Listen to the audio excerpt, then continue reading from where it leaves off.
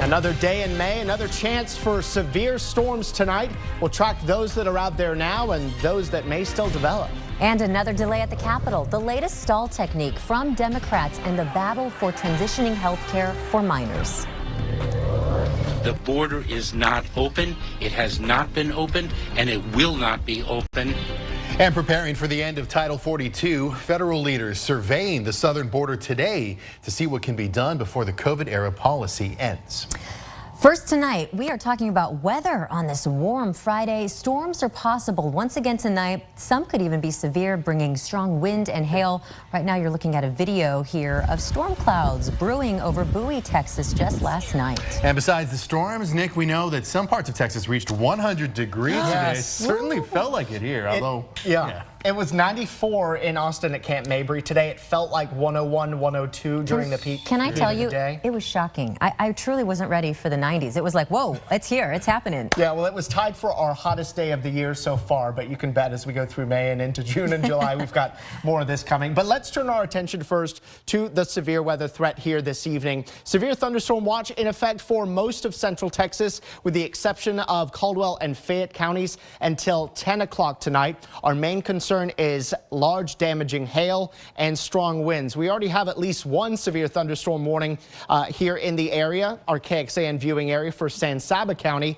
including the city of San Saba until 5:30. This storm is about to move into Lampasas County, and a new severe thunderstorm warning may be needed for that county too. We've got two hail cores with this storm. The larger one, up to potentially 2-inch diameter hail, is slowly working its way toward the city of San Saba. So now is the time to get the cars in the garage or under a carport to protect them before the storm gets to you. The heat is the other story. Most of us are in the 90s, triple digits right now in Llano. It's going to be a hot night for all of us, even if not all of us get storms. Rain chances at about 30% through about 9 or 10 tonight, but then they drop off here at 11. Coming up in First Warning Weather, we'll keep tracking the storm chances through the weekend, show you the continuing humidity, and also even wetter weather potentially for next week.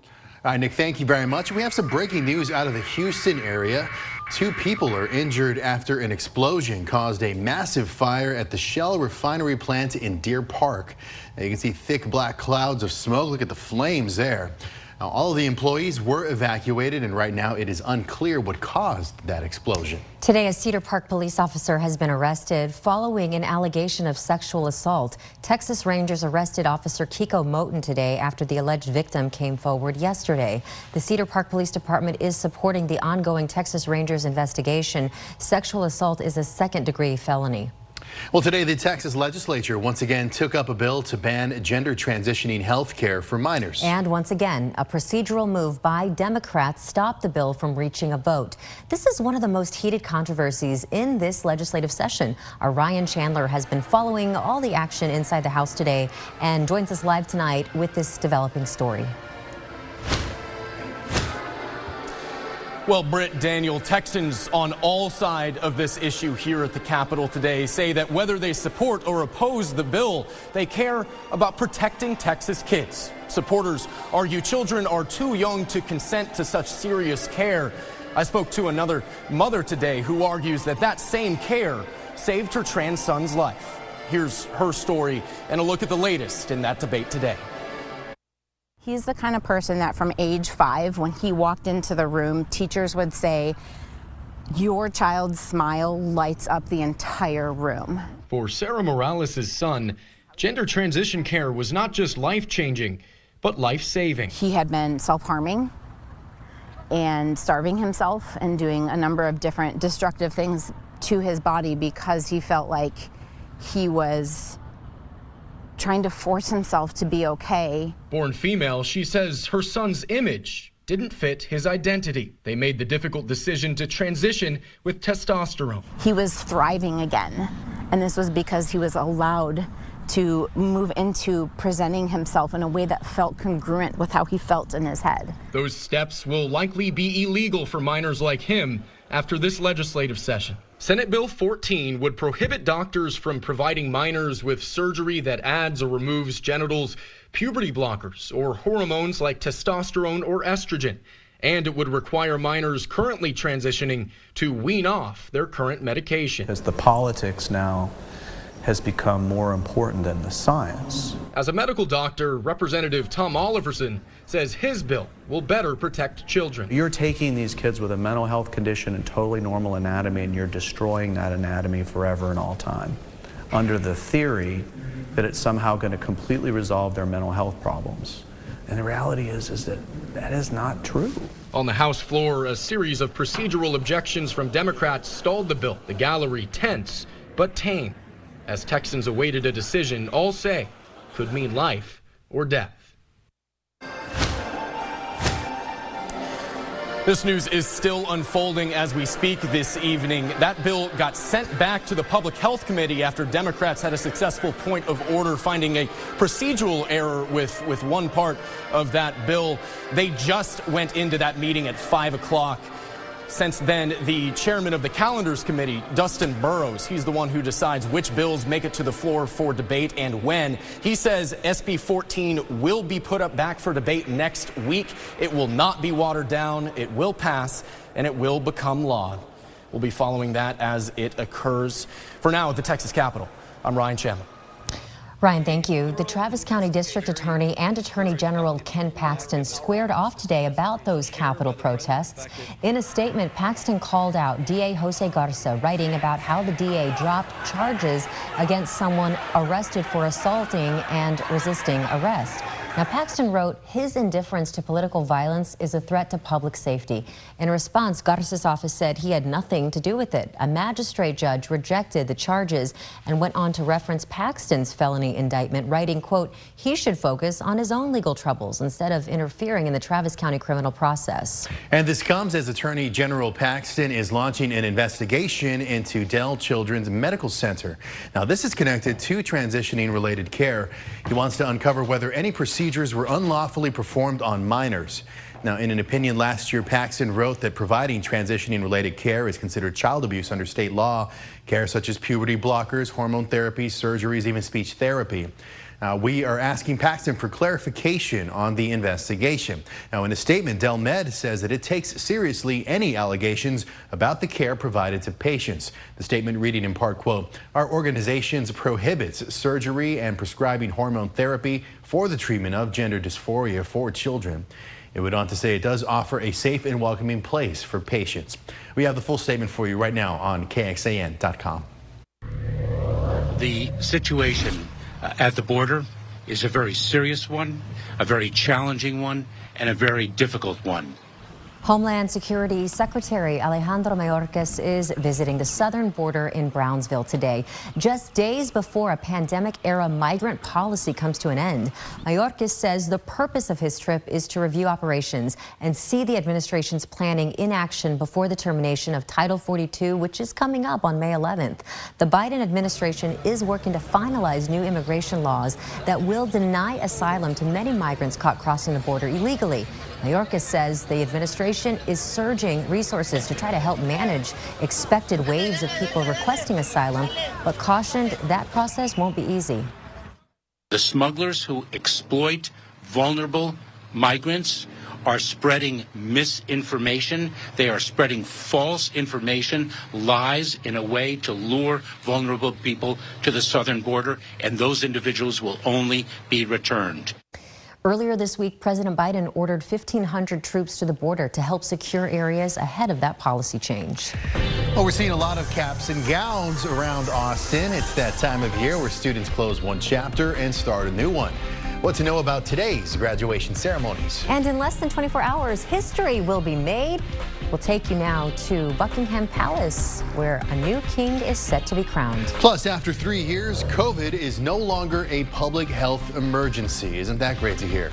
We'll tell you who made the call and what factored into the decision. We are looking live at the UT Tower tonight. Thousands of University of Texas students are graduating this weekend. This is a peak of Austin, actually, but big congratulations to all of our graduates. Now, the university-wide commencement is happening tomorrow at 7:30 p.m. at Darrell K. Royal Texas Memorial Stadium. That means campus is going to be very busy. On KXAN.com, we have all the details on road closures, parking, and how to get around town. And college students aren't the only ones celebrating graduation today. So are cadets from Austin's Fire Academy. Now, after 6 months of hard work at the academy, graduates became probationary firefighters at a graduation ceremony this morning. And while some are relieved to be done with all the training, they're not resting on their laurels. In this line of work, we want to never lose sight of the training, and hopefully we learn something new every day we go to work. And this was the 135th class of cadets to graduate. We're still watching the storms, really just one severe thunderstorm, but it is a strong one with large hail moving through San Saba County now. Severe thunderstorm warning continues until 5:30. The worst of the hail moving into portions of Chapel now and drifting off to the north and northeast. A new warning may be needed soon for Lampasas County. We'll track an increasing storm chance into your evening in first warning weather. In a city that always has a certain energy, the excitement has been ramping up to a new level in London tonight on the eve of the coronation of King Charles III. Now, it's been 7 decades since the last coronation. Queen Elizabeth was crowned in 1952. And right now, hundreds of thousands are pouring into the city, anxious for a chance to get a glimpse of history. Jay Gray reports from Westminster Abbey. The banners are in place with only a few hours left now for rehearsals and final preparations ahead of tomorrow's coronation. It's been around for almost 1,000 years, and Britain's ceremony, or the United Kingdom ceremony, is the one of the only coronations left of its kind. He has officially been king since his mother's passing, meeting with faith leaders and heads of state, traveling overseas, taking on controversial issues at home. He's become a monarch quicker than people expected. But in a country so often defined by its history and traditions, the transformation from prince to king isn't complete without a coronation. The language of the coronation ceremony, since it was kind of locked down in the 14th century, has still articulated that the king or queen somehow changes during that ceremony. The religious service, led by the Archbishop of Canterbury at Westminster Abbey, will follow traditions passed on for nearly 1,000 years. They look to the past, but they look to the future at the same time, with how this reign and this one will be interpreted. The king embracing the rich history of the throne as he formally accepts the task of guiding the monarchy, Britain, and the Commonwealth into the new era of Charles III. Jay Gray, NBC News, London.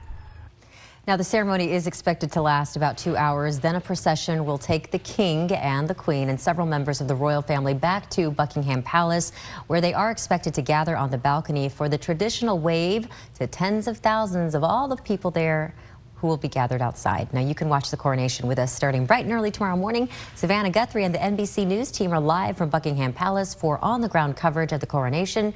Join us for a front row seat to the historic event starting at 4 a.m. if you're an early bird, right here on KXAN. Nice and early. All right. Well, back on this side of the pond, another big event tomorrow, the first Saturday in May, of course, calls for the Kentucky Derby.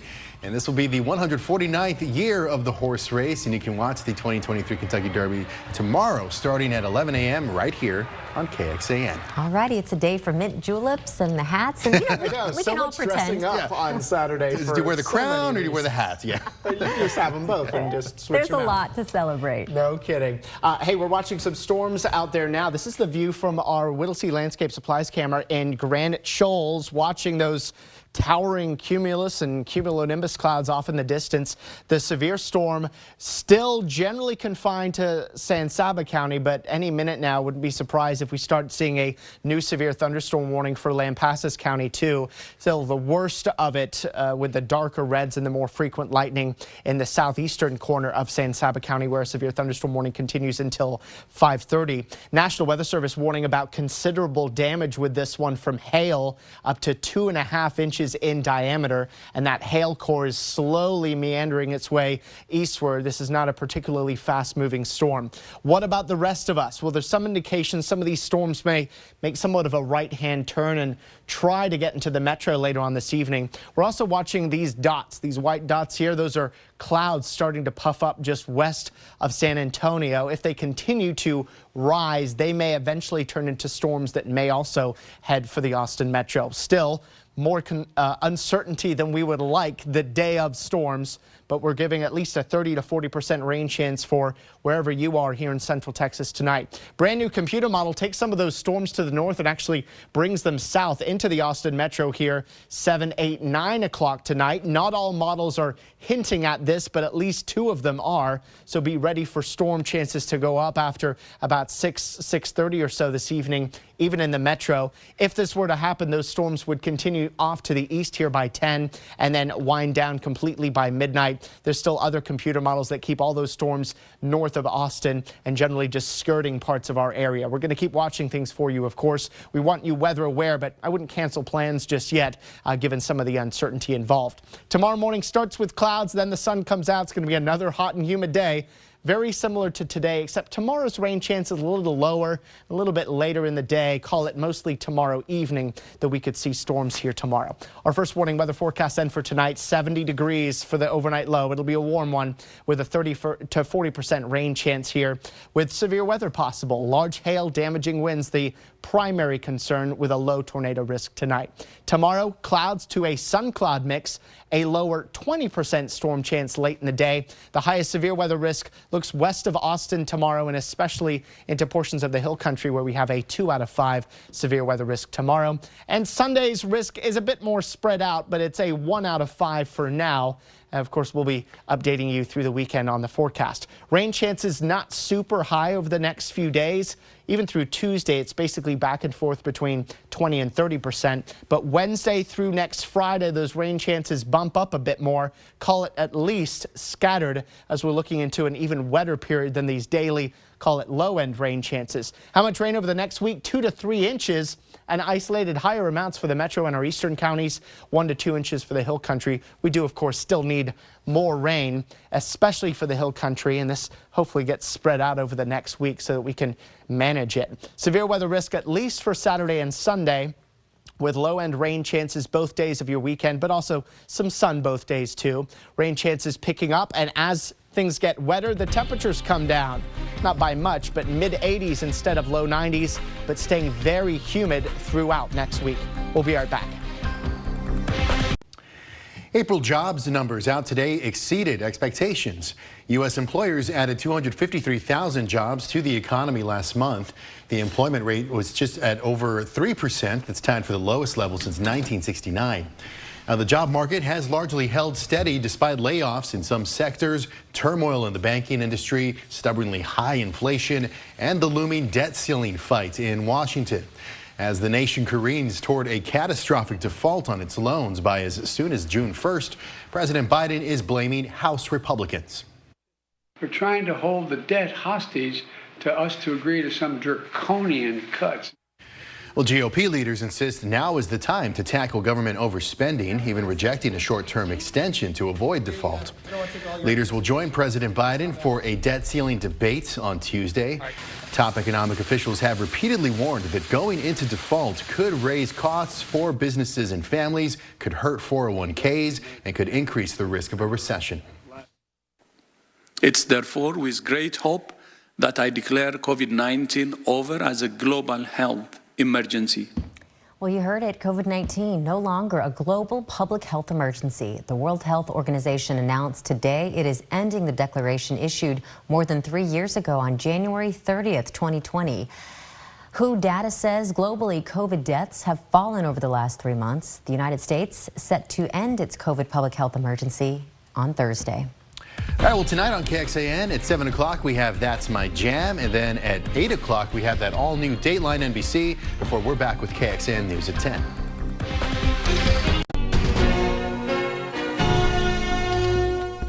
Thanks for listening to KXAN News Nightly. You can also listen to KXAN News Today every morning for more in-depth coverage of what matters most to you.